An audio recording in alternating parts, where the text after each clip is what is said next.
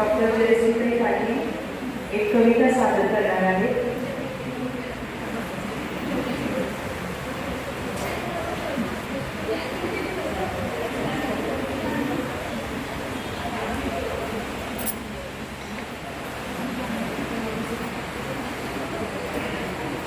नमस्कार, वेळेचं भान आहे मला।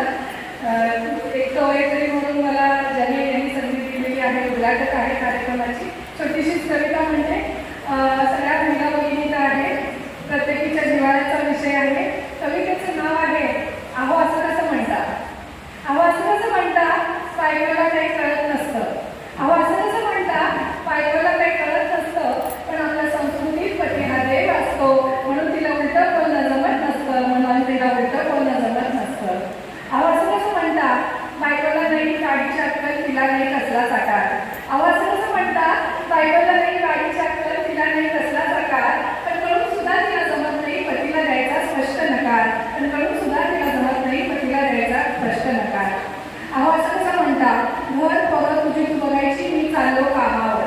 अहो असं कसं म्हणता, घर पोरं तुझी तू बघायची, मी चाललो कामावर। मग हे साधं कसं काय जमतं अक्कल बायकोच्या जीवावर।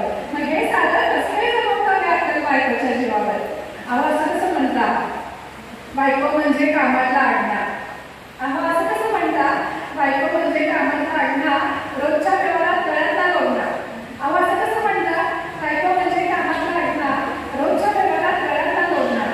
पण या लोटण्यामुळेच वागण्याला तुमच्या लगाव असतो, पण या लोटण्यामुळेच वागण्याला तुमच्या लगाव असतो। नाहीतर नकळतपणे एखादीचा पती बुलबुलात बसतो, नाहीतर नकळतपणे एखादीचा पती बुलबुलात बसतो। अहो असं कसं म्हणतात, बायको सोडून सर्व स्त्रिया सुंदर दिसतात।